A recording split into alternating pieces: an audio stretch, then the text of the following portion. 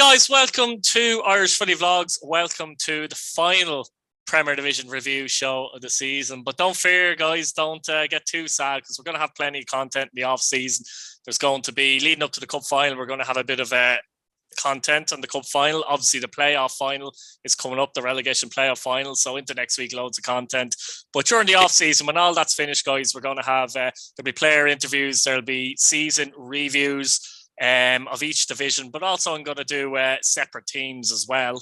What else? We're going to have quiz shows, aren't we, Daz, occasionally as well. So there'll be 4 or 5 maybe of us on from Irish Footy Vlogs. I'll be doing quiz shows. So that'll be a bit of a laugh as well. We still have to find out the structure there. What else? There's going to be the end of season.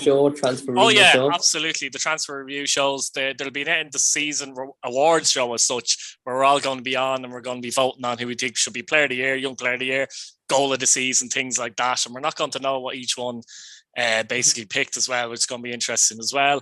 And look, there'll always be discussion shows. We've a Jason Knight video coming up as well, looking at whether he should stay at Derby or not, leave in January or maybe leave at the summer with their problems. And there'll be League of Ireland news shows, a bit of international stuff. There'll be plenty of stuff in the off season, which is a shorter off season than usual. So I know a few people have been asking, actually, Daz. That's why I'm throwing it out there. And it's going to be loads of content, trust me. I can guarantee you in the off season there'll still be at least 5 videos a week.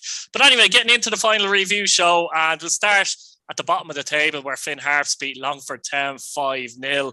And, you thought this might be a game where if Finn Harps win, they might score in the last minute, or it'll be a late winner or something like that. But, the Finn Harps faithful were very comfortable watching this. What was a 5-star performance, brilliant performance. They were 3 up after 50 minutes, 2 up at half time. So, there was no nerves in this game for them. They weren't worried what the score was in Waterford or anything like that.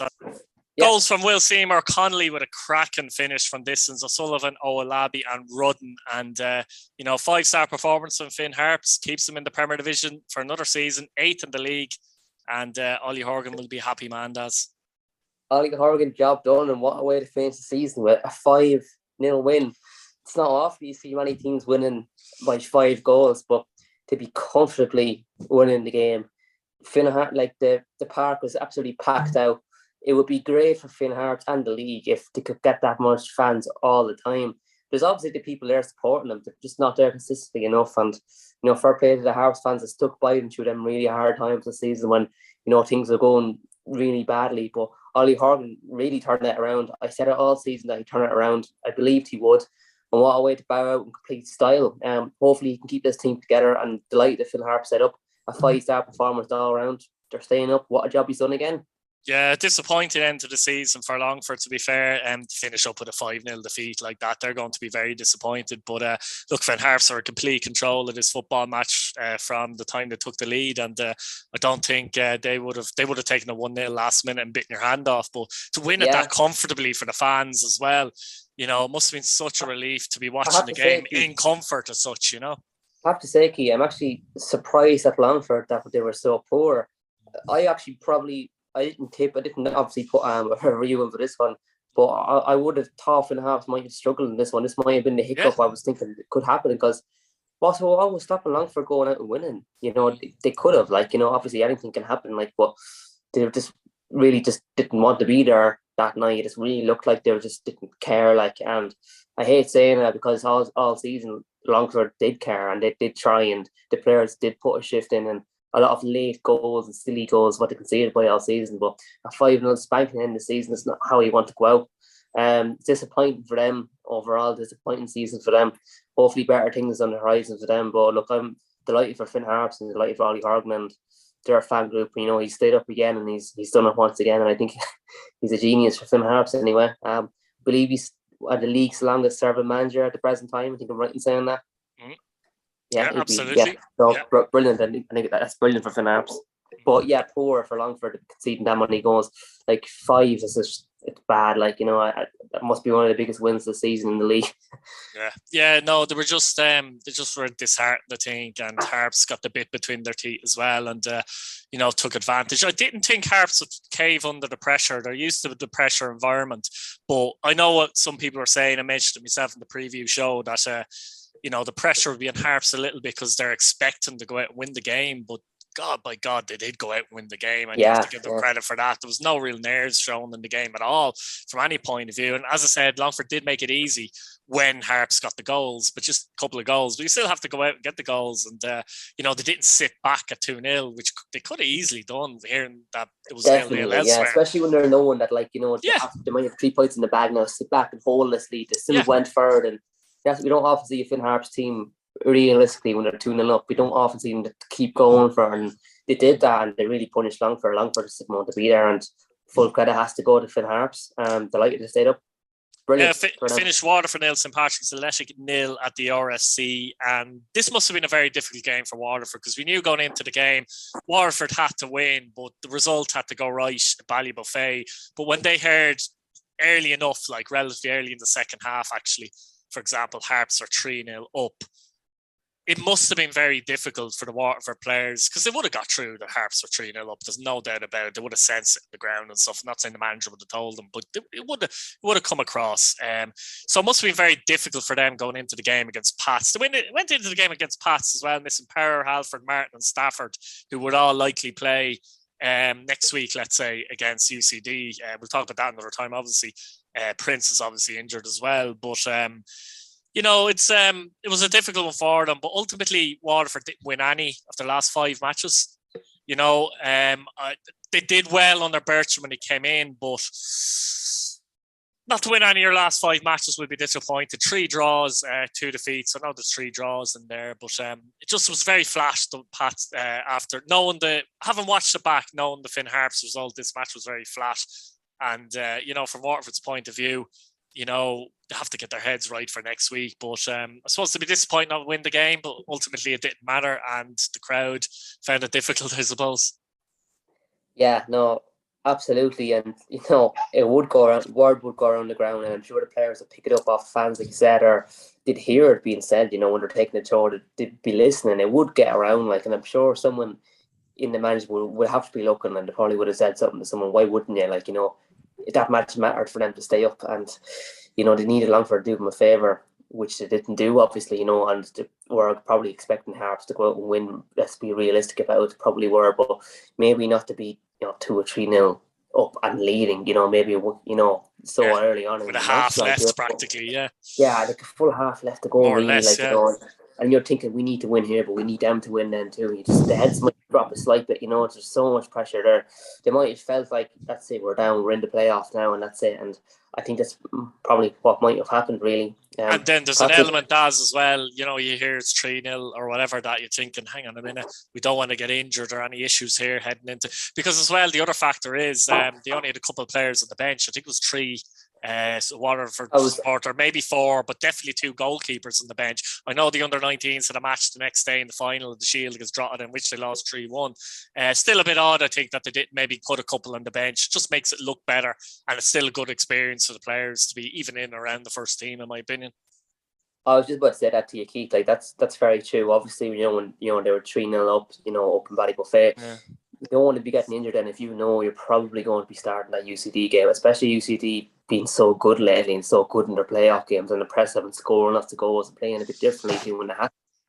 But then again, like you said, 2 goalies on the bench, and one other player, that's just not good enough at this level, and it's disappointing for them that and their fans to see that. They really should have had some players there. I don't really know what happened there. But if you have an injury, what do you do? If you have 2 injuries, you potentially are bringing on a goalkeeper to play outfield. It's embarrassing. That's not good enough. But another thing, Daz, surely the senior game, now worked out that it wasn't, because Finn Harps won 5-0. But what if, that happened and it was all to play for in the other game? You need to have players on the bench who can come on, even if they're under 19s. They need to be. They're there, you know what I mean? They're parts. Some of them have trained with the first team squad and stuff. So if you have to bring on a bloody sub goalkeeper for a left winger or something, I mean, it's just frankly ridiculous. Definitely. That's the shocking. Even when COVID, took over Waterford that time, they put out their full under 19. So it's not like they don't have a 19s thing there. They do, obviously. They've had players down there, but just not having them on the bench. I don't know what's going on, but it's not good enough. 2 goalies on the bench. What good is that going to do when 2 of your strikers go off injured, or there's a sending off, you need to fill up a centre back? What do you do? This is really bad. Sure. Yeah, quickly from St. Pat's point of view, and their league season has filtered out, it has to be said, because obviously 0-0 draw for them. Jamie Lennon actually played his 100th game for St. Patrick's Athletic, and he's 22. 17-year-old Cian Corbally making his debut. But interesting with Pats was the last four, since the FAI Cup semi-finals, Dundalk, they've rotated their squad very, very heavily. Now, we all know they're trying to keep the players in the bubble for the cup final, but the other side of it, now we'll get into this maybe more detail in the show, the FAI Cup final preview show or whatever, but at the same time, you know, the last couple of weeks, you wonder if it was necessary to do that, because you'd like to think in one of the games at least you're going to play your best team just to make sure that cohesion is still there and stuff like that. There's a fear that could be undercooked going into the final next week. It's an interesting one, isn't it? Oh, I fully agree with you. It's one thing that I do like to Keith Long kind of does a lot of both. He kind of sticks to the same thing quite a lot, and he's known for doing it and not making changes. So that's absolutely necessary. I actually think it's a good way to go, because if you're chopping and changing a lot, like Pats have done, like there's a few players that just played 3 or 4 different positions through injuries, suspensions, what have you, but rotating the team quite heavily, like you said, the team cohesion probably might go. If you go on about 3 or 4 wins, you're confident, everyone knows each other, everyone knows their job, you trust in your players, you trust in yourself. But if you're playing every game and you're a centre back and you've got a new centre back pairing for 3 or 4 games, you're playing in the field, there's 2 or 3 different players beside you each game, like you said, that cohesion might not be there. And I think that might sting Pats a little bit going into the final, because the best 11, shall we say, might not have been together the last 3 or 4 games when they could have been. But then again, Keith, looking at the fixture pile up at one stage, you have to make changes. You know, if you're looking at 3 games in 8 days, you're going to make changes. 100%. So looking at it that way, yes, but I do think you kind of probably rotate a bit more than necessary, really. You would argue for the last 2 weeks where they've had Friday against Harps, you'd be thinking then, like, you know, you'd be going maybe your full 11. Yeah, I know you could say a player could get injured, but a player like a Dar Burns could get injured training just as quickly. Yes, exactly, so you just fear that. I'm not saying they will. Yeah, exactly. I'm not saying they will be, but there is a potential to be undercooked there, because we'll get on to Bows in a few minutes in their league game, because obviously they've had something to play for right to the last day, you know. But we'll get on to Dundalk and Derry City first at Oriel Park. I was here. I finished Dundalk 1, Derry City 2. Sean Murray opened the score for Dundalk. Kieran Harkin with a sweet enough strike that might took a slight deflection on 45. McGonigal scoring on 52 to give Derry the win. Now, Derry knew they had to go here and win, and there was still a chance it mightn't be enough. I thought it was going to be a very difficult game for them. And to be honest, for 44 minutes it was. Murray had given Dundalk the lead 34 minutes. Dundalk were more or less in control of the game. They were the better side. But this game showed what kind of season Dundalk had overall. In control, and then Harkin scores at 44, and all of a sudden they're all over the place. They nearly conceded immediately when Cherry made a save, which would have made a 2-1 for Derry. And suddenly Dundalk fans are baying for the halftime whistle. You know, first 15 minutes, second half was all Derry. Dundalk were all at sea. McGonigal did score in that time. Now, Dundalk came back into it. Kieran Carkin himself made an absolutely brilliant clearance off the line from a Hooven strike. But I suppose, look, first of all, brilliant for Derry. Brilliant from Rory Higgins. Now, they still have to hope the Pats win to get them into Europe. But even apart from that, from where they came, where they want to go to finish fourth is a good result. From Dundalk's point of view, we kind of saw the good, the bad, the ugly in this game from them. And, you know, they can be in complete control and then chaos. What do you make of it yourself? Yeah, look, a very mixed bag for Dundalk in that game, you know, and coming from a disappointing season, you'd be hoping to go out with a high, like, you know, and especially this group of players. And just before we went to the game, a lot of these players probably won't be there next season, so you might have thought they would go out on a high. That didn't happen. It could be 8 or 9 departures from this team. But looking at the game, like you said, you know, John Murray obviously got the goal. He was in midfield. He's a good tactical midfielder, good strike, good finish. You know, you're thinking, right, we can go and do something now. We can hang on to this. We can build on this lead. They just seemed to crumble a little bit when Derry got the goal. And they just seemed like it just started to lose control of the game. Their passing was all over the shop. Decision making was poor. The defensive back line was not moving the way it should be moving as a unit. You know, this lack of communication from the players too, I thought was big. Like, you know, and it's disappointing to see how that could happen. When you go a goal down, that should be when you go a goal up, you should be in control. You should be looking to go and get another goal, or you should be the stronger team, the more confident team. And Dundalk just weren't that. They're just not the Dundalk that we've known for the last 5, 6, 7 years. They're just not that team. And I think a lot of their fans too kind of compare them a lot to that team. And obviously, if I was a Dundalk fan, I would be doing the same. You're thinking, God, Jesus, 4 or 5 years ago, we would have had a League One and wrapped up by now, and we'd be 2 years playing ago. 2 years ago, Yeah. exactly. And look at the changes. It's unreal. But just to go to Derry, then, what a job Rory Higgins has done. I'm going to hold my hand up and say, I actually thought at the start he made the wrong decision leaving Ireland in a full-time position set up where he was guaranteed work and employment to go to Derry, where he could be shipped out after 3 months if it goes wrong, where he would have had guaranteed employment with the Ireland team and probably would have still been there. I thought at the time it was the wrong decision, but he would have known that this investment is coming as well, though. Yes, yeah, but that doesn't guarantee success, though. No, but he would have known what was going on, yeah. And Jesus, what a job he's after coming in and doing. He's turned around their fortunes, and he's potentially pushed them into Europe from where they weren't on the brinks, clutching the relegation straws early on in the season. What a job he's done. He's done a magnificent job. And Derry got stuck in, they got the goals. Like I said, the clearance absolutely brilliant. That just shows a team effort. He was playing for that badge, he was playing for that shirt, and he got back, got the clearance. Job done. What a win for Derry, and they've had a terrific season, a really, really good season. And with this investment coming now, it'd be interesting to see what to do and who they bring in. Obviously, there's a few signings already after coming in, which is very early. It's a very good indication for Derry, and any Derry fans listening and watching this, they have players signed already, going out on a high as well. So, brilliant stuff for Derry. They should be very happy where they finish this season. Exactly. They've already signed Duffy and McElhenney, obviously, who said their goodbyes to Dundalk. But Will Patchin is going to be on his way as well in about a week, I'd say. And looks like Brian Maher, the Irish under-21 goalkeeper from Bray, is signing as well. So it's not just that they're doing the business. They're doing the business very early, seemingly, as well, which is always a good sign. Moving on to the showgrounds, finished Sligo Rovers 1, Bohemians 1. Johnny Kenny, after 16 minutes, I'm starting to run out of superlatives for that man. And Georgie Kelly coming on as a sub, I believe his first touch to give Bowles the equaliser. But again, that goal from Johnny Kenny, before we get into the actual logistics of the result, great skill, great finish. He's just getting better and better, and very, very quickly, isn't he? On the back of 3 under-19 games for the Republic of Ireland to get 3 goals as well. I'm really looking forward to him next season. I really hope he stays next season, but it would be his last season. But to really see him kick on, and I'm telling you, that guy has some potential. But what a player we have in our hands here. I'm going to say it now. I think he'll go on to a Republic of Ireland international at some point. I think he's got the intelligence. I think so too. I absolutely think so. To be I think he's only 18. He's 18.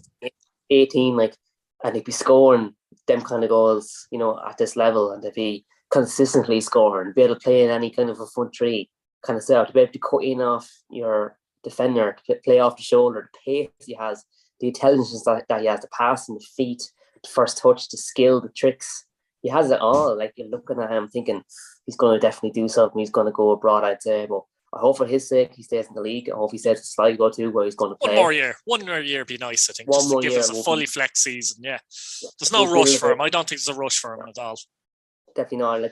The fact that he's so young, 18, if he was 21, 22, I'd be saying go now, well, you can. But he's so young, he's going to get exposure to first team football and men's football and tall, big physical centre backs coming at him, and he's using his skill and he's using his football and ability to get around them and to get goals. And he scored so many good goals this season. And against Bows, I thought he was just brilliant. He troubled our defence all night long, and his intelligence was brilliant. The runs he made was bringing defenders away and opening gaps. They even dropped into midfield when he had to, when there was nothing going on. And you've had the midfielders kind of looking at him, and then that was creating a bit more chaos for us then in the midfield. And he's been doing that all season with Sligo. And I think it slightly went under the radar a little bit. His off the ball intelligence, let alone his on the ball intelligence. I think he's got all attributes you need to be a quick, pacey, skillful centre forward, and he's definitely going to be like that. And I think he's definitely going to go abroad anyway. But what a player that we have on our hands in League of Ireland. Absolutely. Like, it's all right being a good finisher, in which he is, but all the other aspects, I always look out for the intelligence and the movements is always the big thing for me. But I suppose from Bo's point of view, obviously Sligo technically had nothing to play for. Last game at home, I know, but they'd be disappointed not to get the 3 points. I suppose in a way they were looking to get the points in many ways, but they were favourites going into this last day of the season in many ways to get fourth spot.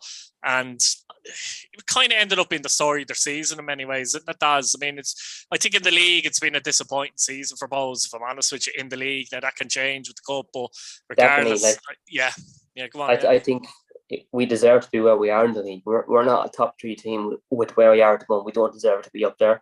We deserve to be 4th, 5th, 6th. That's where we are this season.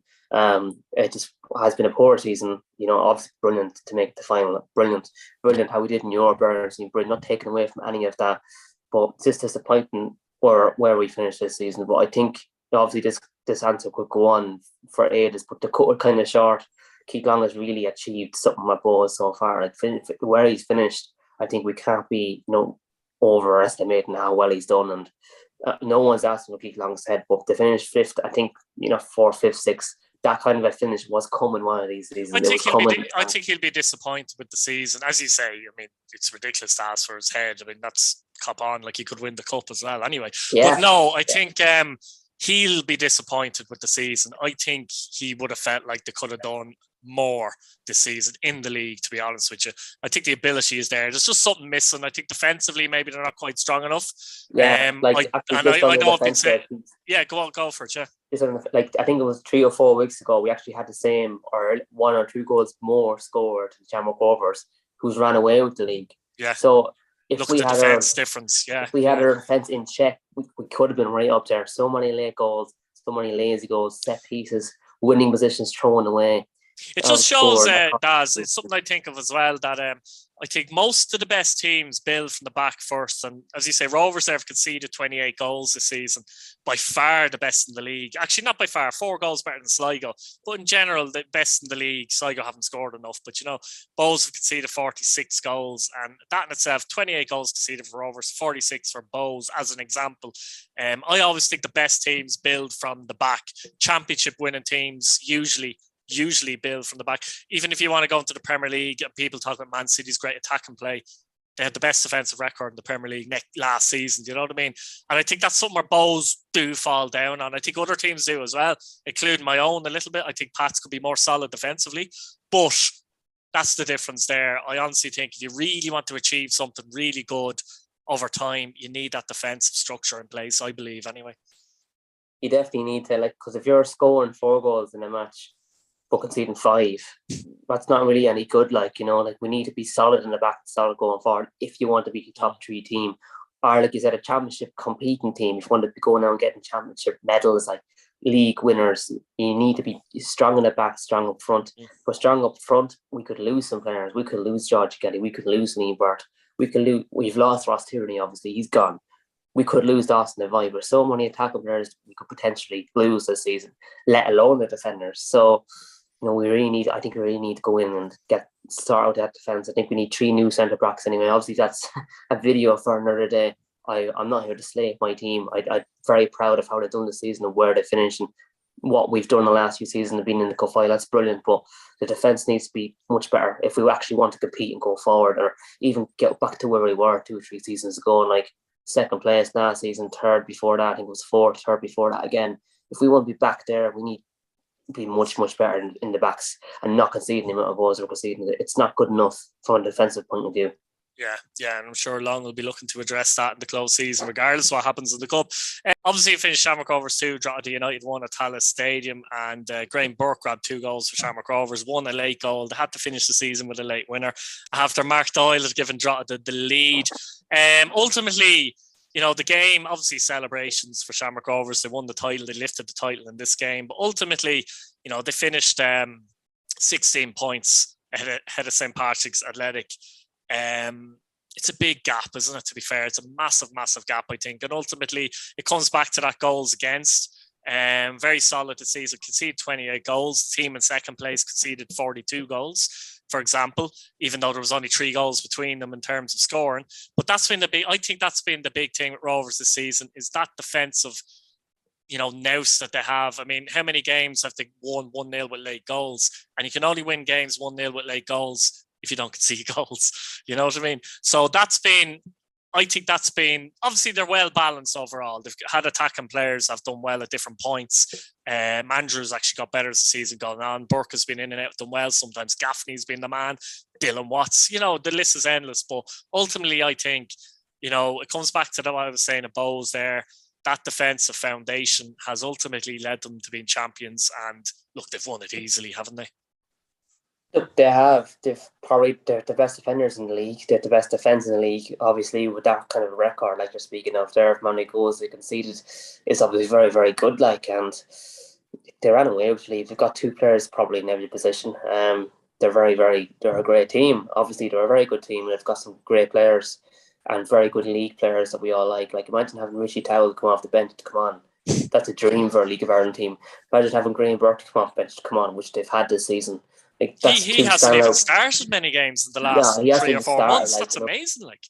And if you go back to 2 years ago, he played for 3 years ago. He played for Ireland and scored a goal against the USA. And one and only appearance, I think it was. But that just shows how good he was 2 years ago, and he has that form in him still. And any of those players can turn on form, and when they're on fire, they're really, really good. But look, they have really, really good defenders, and obviously another big one is Liam Scales having left. You'd be thinking there's a big hole there going to be, but it's not. It's like he has never left, really. They brought in Barry Cotter, who's been very impressive. And Barry Cotter's excellent. He's a really, really well-rounded player, and he can pass the ball really well. He can defend really well, intelligence. He can head it. He's strong. He's fast. He's everything you'd want, really, in a defender. But they've got a really good defence, and they've got obviously goal scorers all over the pitch. They're not just relying on one player like Bowes. After say Georgie Kelly came on in the Sligo match, first touch was the goal, and that was it for Bowes. We have any attacking outlets. Shamrock Rovers have 4, 5, 6 players who can score multiple goals in the season. And that's the difference in a league winning side. And when they have a defence as good as theirs, where they're not really going to concede much, and they can show up the defence, be really, really solid, and go at a team in the last few minutes and get a goal, and shut up again in the back and get a 1-0 win. I think they did that a few times this season. Longford actually springs to mind. They got really, really late goal. The defence was excellent. Longford weren't breaking them down. They got a really, really late goal there again, and they've done that a few times this season. But obviously having a defensively structured, organised backline was key to that, because they know they're not going to concede much. They're solid in the back. They're confident in the back. They can give it to the lads high up the pitch, try and make a few attack and runs, have a few shots, get a late goal onto it, and they've done that a few times. I said this to you as well, Key. It's been a few times this season. I'm sure Rovers fans won't agree with this one, but Rovers kind of just went through the motions in a few games this season, but had individual brilliance to come up with a goal and be defensively solid enough to see it get a win. And at the end of the season, that's all that matters. You're not going to look back at how you played. You're going to look back at how many points you have, how many wins you have, how many goals you conceded. It's not about how you played. You could play brilliant football out from the back but lose every game. That's not good when the season ends. You're going to want to win that title. You're going to want to win that cup. And if you have to play ugly to do it. But Shamrock Rovers obviously play really good. As I said, defensive organised, and they can do that in a game. And if they can hold this group of players, I think they're going to be a force to be reckoned with going forward in the future for the next few seasons. Yeah, I think they're going to be very hard to stop next year. Jack Byrne coming back as well is another story for another day. That's another story for another day, yeah, absolutely. What a signing that is. What a signing that is, honestly. Yeah, Drogheda, just a quick talk on Drogheda, and obviously Drogheda knew that they were staying in the Premier Division before this game. Look, again, fantastic season for Drogheda. Clancy would be delighted with the season. Actually, knowing Clancy, knowing Tim, he'd still feel there were probably aspects that they could have done better in. He's just like that, which is fair enough. The standards, you want a manager to raise the standards, but ultimately, I think most Drogheda fans would have taken 7th place in the league. And look, well done to Drogheda. They've come up, they've done well. They've had some players that have done very well. Unfortunately, put themselves in the shop window. That's the only issue. But be interested to see how they catch on again next season now. And really good players and a really good club, I have to say as well. To be fair. Yeah, definitely. I'm absolutely delighted for Drogheda to stayed up and had an excellent season. And obviously going into this season, their aspirations would have been to stay up and try and be, out of that playoff if they can be at least. But brilliant to finish 7th. Adamusu, what a goalkeeper he is! Absolutely brilliant. I'd say he's probably gone, more or less. He's probably gone. As is, like you said, maybe three other players they have, and they're going to get hard, to try and fill their boots where these players go, because they're so cohesively strong. That players is tight knit. They're close. They're a good team, and so when they're under a game, they're hard to beat. And they've shown that this season. They've had good few wins. They scored a few cracking goals this season. Their fans got behind them. Cassie's done an excellent job when they came up, and they brought in a few good players too. Like they brought in likes of Danny Corkin came, scored against Bows.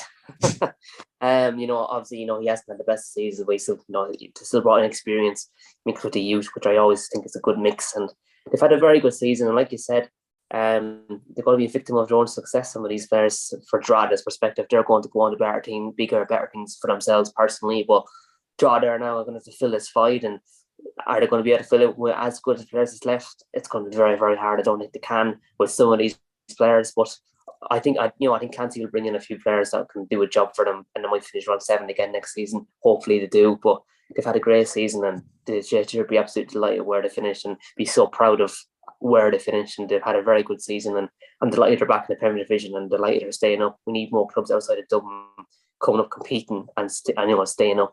And best of luck to them next season going forward, and hopefully these players will move on. They've got I'd love a few of them at Bows if they keep the Bows, but I'd say they'll be the likes of Dundalk. We'll be obviously looking at a few. I wouldn't vote Shamrock Rovers out. I'm looking at a few. Pats looking at them. A few of them now could be sniffing around, but absolutely brilliant for them. Brilliant season they had.